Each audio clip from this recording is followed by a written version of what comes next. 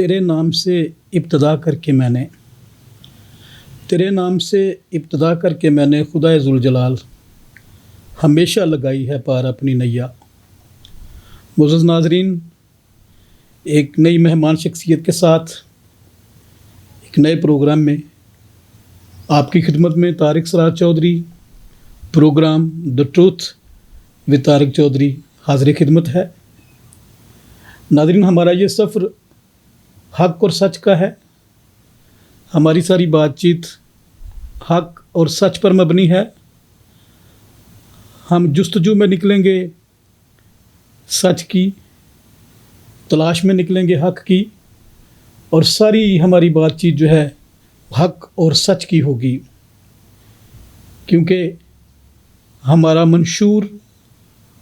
हमारा विज़न, हमारी रोया सच को जानने की,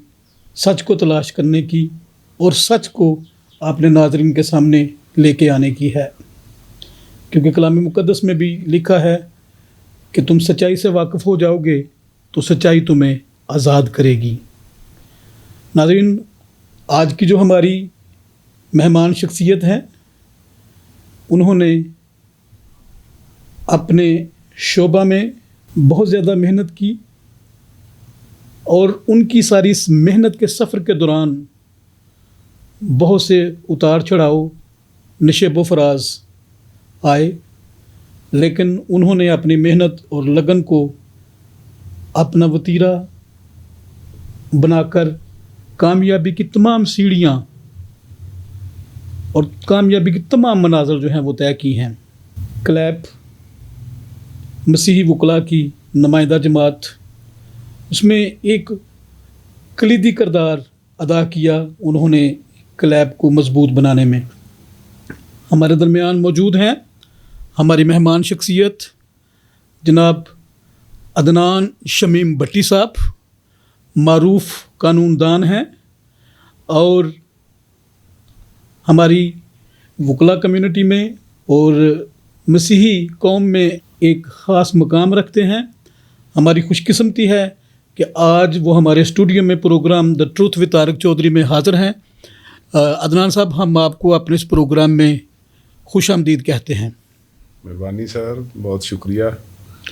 नाज़रीन, जैसा कि आपको पता है कि हमारे प्रोग्राम का आगाज़ जो है हमारे जो मोअज़्ज़ज़ मेहमान हैं उनके तारफ़ से होता है, तो मैं गुजारिश करूँगा अपने मोअज़्ज़ज़ मेहमान जनाब अदनान शमीम भट्टी साहब से कि वो हमारे नाज़रीन के लिए अपना मुख्तसर सा तारफ़ जो है वो पेश करें।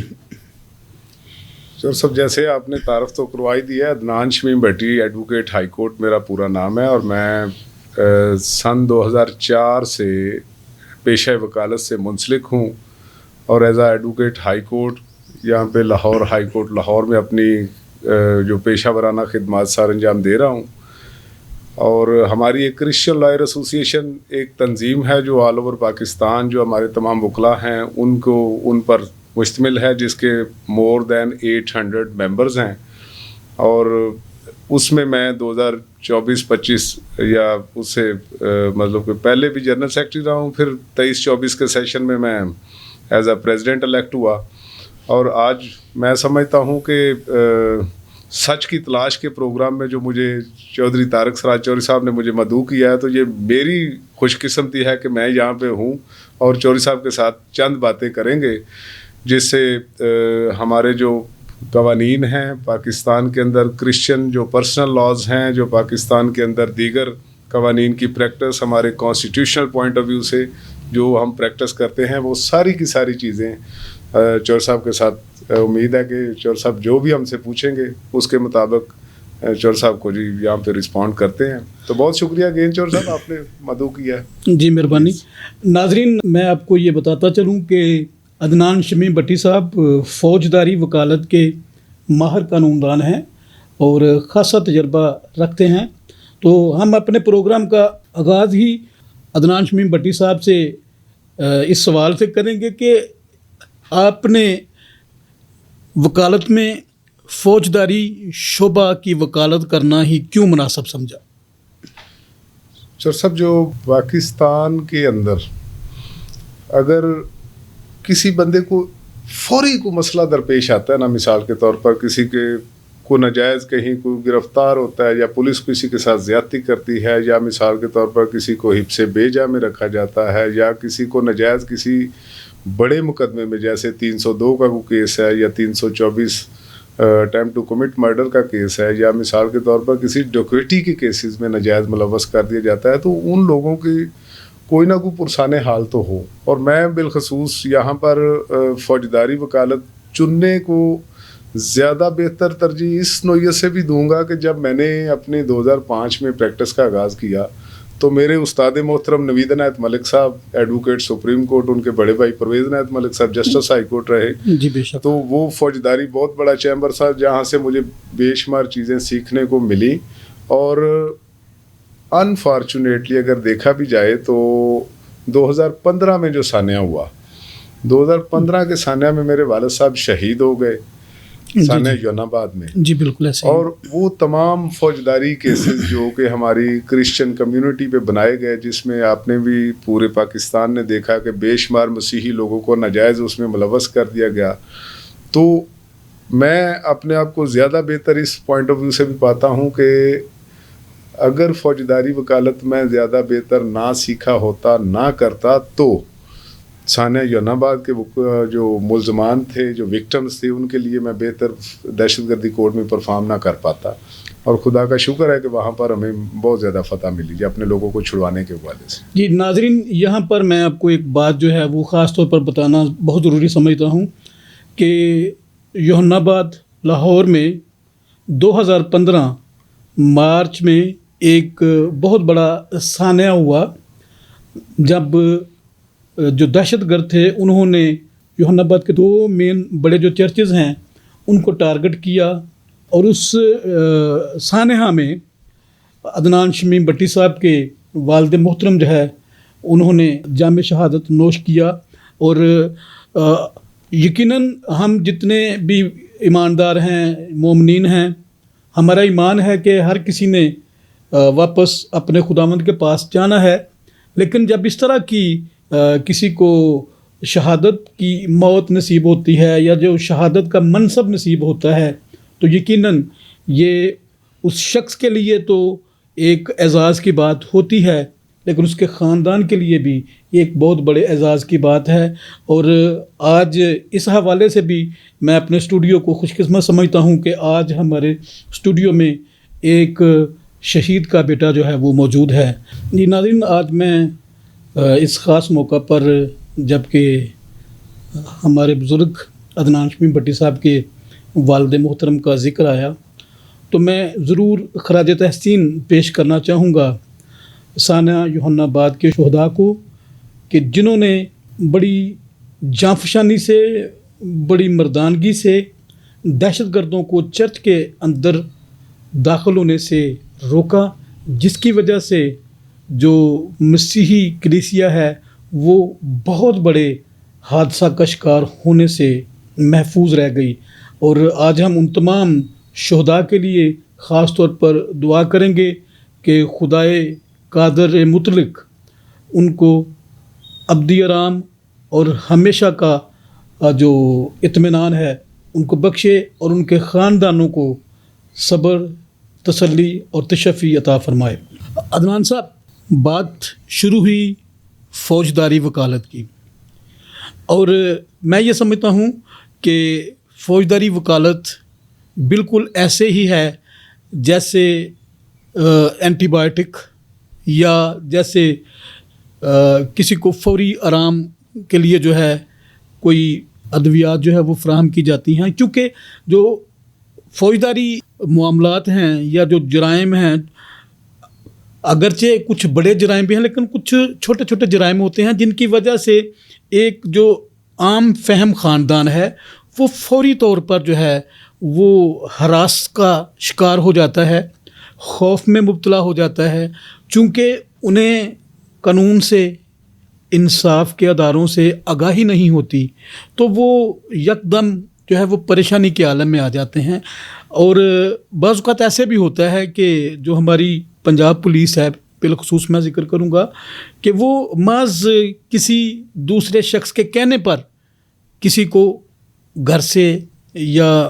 उसके काम करने वाली जगह से उठा के ले जाती है। तो आप मेरे नाज़रीन को बताइएगा कि ऐसी सूरत हाल में जो गिरफ़्तार होने वाला नौजवान है, शख्स है, उसके जो वाहकीन हैं उनको क्या मेजर्स जो हैं वो लेनी चाहिए, कौन सी रेमेडी जो है वो इख्तियार कर सकते हैं? यहाँ पर तारिक साहब मोस्टली केसेस आजकल जो हम देख रहे हैं ना प्रैक्टिस में, ये चूँकि फौजदारी वकालत हम करते हैं सेशंस कोर्ट में, तो वहाँ पर मेरी टीम, मेरे सारे बाकी और भी वकला सारी इन चीज़ों को देख रहे हैं कि आजकल नारकोटिक केसेस में, मिसाल के तौर पर जो नारकोटिक केसेस हैं जिसमें 9C के FIR दर्ज कर दी जाती हैं, नाजायज़ FIR दे दी जाती हैं शराब के हवाले से या किसी न किसी नाजायज़ असले के हवाले से, लोगों को मुख्तलिफ मामलात में मुलव्वस कर दिया जाता है। तो रेमेडीज़ की जोर साहब जो आप बात कर रहे हैं, अगर किसी भी शख्स को नाजायज़ तौर पे पुलिस पकड़ लेती है तो ऐसी सूरत हाल में तो अब लॉ इन्फोर्समेंट एजेंसीज़ के जो लीगल अपने अब हेड बैठे हुए हैं उनके साथ रिकॉर्ड्स किया जा सकता है, रजू किया जा सकता है, या अपनी शिकायत को फौरी तौर पर वज़ीर आला शिकायत सेल में दिया जा सकता है, या मिसाल के तौर पर कोर्ट्स में भी जाकर अगर किसी हमारे किसी बच्चे को, किसी मतलब कि किसी भाई को, बाप को पुलिस ने इलीगल डिटेंशन में रखा हुआ है तो उसके लिए हेबियस पिटीशन, जिसको हम हिब्से बेजा की वो पिटीशन कहते हैं, वो भी दायर की जा सकती है। इसके साथ साथ ना सिर्फ ये बल्कि हमने कई दफ़ा ये प्रैक्टिस की है कि मोअज़्ज़िज़ीन इलाका भी अपने तौर पर वो जाकर उसकी सफाई में कुछ बात करते हैं तो लोगों पुलिस उनको रिलीफ, या हाई ऑफिसर जो हैं वो उनको रिलीफ देते हैं। तो यहाँ पर जो थाना कल्चर है, पंजाब के अंदर थाना कल्चर को देखा जाए तो उसमें बसा औकात बड़ी ज़्यादती लोगों के साथ हो जाती है, लेकिन जो हाई ऑफिसर्स आ रहे हैं, हाई अप्स आ रहे हैं, उनकी तरफ से कुछ ना कुछ लोगों को रिलीफ देने के वाले से भी कई सारे वो उन्होंने प्लेटफॉर्म बनाए हुए हैं। तो मैं समझता हूँ कि कोर्ट्स में जो लोग रिलीफ लेना चाहते हैं उनको तो फौरी तौर पर, इन केस के कोई किसी बंदे को गिरफ़्तार कर लिया गया है तो लामहल्ला वो फ़ौरन सेशन जज साहब जो उनके मुतलका है, जैसा कोई भी डिस्ट्रिक्ट एंड सेशन जज है, तो वहाँ पे जाकर अपने बच्चे की रिहाई के लिए उस मुतलका थानेदार के उसको पार्टी बनाई, या जिस बंदे ने ज़बरदस्ती उसको उठाया है उसको पार्टी बना के, ताकि कल कला को खुदा ना खास्ता वो किसी मुकदमे में किसी को मुलव्वस कर देता है तो इस तरह की ये जो हेबियस पिटीशन फाइल की जाती है, ये एक अच्छा डिफेंस तैयार हो जाता है। तो ये सारे रिकॉर्स करना चाहिए लोगों को। नाज़रीन, एक चीज़ जिसका मैं अपनी ज़िंदगी में बहुत ज़्यादा तजर्बा कर चुका हूँ कि आम तौर पर जब बिला वजह किसी नौजवान को, किसी शख्स को गिरफ़्तार किया जाता है या पुलिस उनको उठा के ले जाती है, तो इस सूरत में जो फैमिली है वो बहुत से पैसे जो है वो पुलिस को देने के लिए तैयार हो जाते हैं। मैं अदनान शमीम भट्टी साहब आपसे ये पूछना चाहता हूँ कि छोटे छोटे मामलात में, मिसाल के तौर पर किसी के ऊपर नाजायज़ असला डाल देते हैं तो ये काबिल ज़मानत जुर्म है, या किसी के ऊपर शराब की एक बोतल डाल देते हैं, तो ये छोटी सी बात के लिए जो हमारे नाजरीन हैं या हमारे जो सादा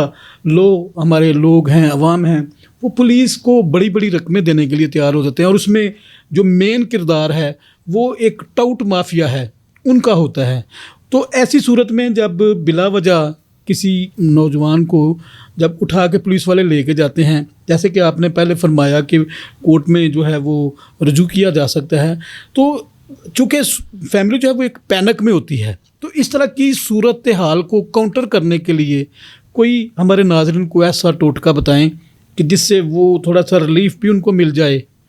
और वो जो अज़ाफ़ी रकम जो है जो वो पुलिस वालों को देने के लिए तैयार हो जाते हैं उससे भी उनको निजात मिल जाए। इस प्रोग्राम की वसातत से मैं सारे जितने इस प्रोग्राम को देखेंगे, नाजरीन देखें, उनको मैं being a student of law, being a practitioner of law, एक ही चीज़ सजेस्ट करूँगा कि तमाम लोग कोशिश करें, हर घर में ज़ाहिर पढ़े लिखे लोग नहीं होते, लेकिन ये है कि कोशिश करें अपने लॉ से आगाह हों, अपने हकूक़ से लाजम आगाह हों, और उस हवाले से ہماری جو مثال کے طور پر ہماری کرسچن لائر ایسوسیشن ہے نا جوہر صاحب، جی جی وہ تمام اضلاع میں تمام تحصیلوں میں ہمارے وکلاء موجود ہیں. اور میں کرسچن کمیونٹی کی بات کرتا ہوں کہ ہمارے جو کرسچن لوگ ہیں جو ایک دم جیسے پینک ہونے کی آپ بات کر رہے ہیں، جی جی، اس پینک کو اگر ہم ٹیکل کرنا چاہتے ہیں بہتر انداز میں تو ہمیں ایک تو ہماری لا سے اویئرنیس ہونا بہت ضروری ہے، اپنے حقوق سے اویئر ہونا بہت ضروری ہے، اپنے حقوق کو لینا آنا بہت ضروری ہے. بے شک. تو ہماری جو کرسچن قوم ہے وہ موسٹلی خدا نہ خواستہ آج تک مجھے اس چیز پر مجھے بھی فخر ہے کہ پاکستان کے کسی کرسچن نے آج تک گورنمنٹ کی ریٹ کو چیلنج نہیں کیا. بے شک. آج تک کوئی بھی مسیحی کسی بھی دہشت گردی کے واقعے میں ملوث نہیں ہوا. یہ ہمارے لیے ایک بڑی چیز ہے. لیکن اگر ناجائز کیسز میں ہمیں امپلیکیٹ کیا جاتا ہے تو اس کے لیے تو ہمارے لوگ اپنے تئیں بجائے اس کے کہ کسی ٹاؤٹ مافیا کے ہاتھ چڑھیں، کسی کے ذریعے پیسے دلوائیں لوگوں کو، زیادہ بہتر ہے کہ پولیس کے آفیسر کے ساتھ، اگر خدا نہ خواستہ میرا بیٹا کہیں پولیس کے اندر ہے، ناجائز پکڑا گیا ہے، مجھے فوراً پولیس کے ہائی ایپ کو ملنا چاہیے. بالکل. اگر رات کا وقت ہے فوری کوشش کی جائے کہ کوئی متعلقہ جو آفیسر ہے اس کے ساتھ بات چیت کر کے اپنے کسی علاقے کے ذمہ دار بندے کو، جیسا کہ کوئی سیاسی شعور رکھنے والا، جیسا کہ کوئی وکیل ہے، لا نوئنگ ہے، اس کو ساتھ لے جا کر اپنی ساری بات چیت کی جائے اور اپنے معاملات کو بہتر طریقے سے، بجائے اس کے کہ ہم پیسے دیں. بالکل ایسے ہی ہے. جی سر، بجائے اس کے کہ ہم پیسے دیں، ہم اپنے حقوق سے آگاہ ہوں. بالکل ایسے ہی ہے. ناظرین، یہ جو ہمارے بہت سے سادہ لوگ جو ہیں وہ کسی چھوٹی سی بات کے لیے پولیس کو بھاری رقم جو ہے وہ رشوت کی صورت میں دینے کے لیے تیار ہو جاتے ہیں، ان کے لیے عدنان شمیم بٹی صاحب نے ایک بڑا خوبصورت فارمولہ بتایا ہے کہ وہ کسی بڑے پولیس آفیسر سے، مثال کے طور پر ایس ایچ او صاحب کے ساتھ جا کے بات کر سکتے ہیں، ڈی ایس پی صاحب کے ساتھ بات کر سکتے ہیں، چونکہ یہ دو ایسی شخصیات ہیں جو ہر وقت ہر تھانے کے پریمسز میں اویلیبل ہوتی ہیں. بصورت دیگر کسی لا نوئنگ، کسی قانون سے واقفیت رکھنے والے انسان کو ساتھ لے کے تو اس طرح کی جو پریشانی ہے اس کا ازالہ کیا جا سکتا ہے.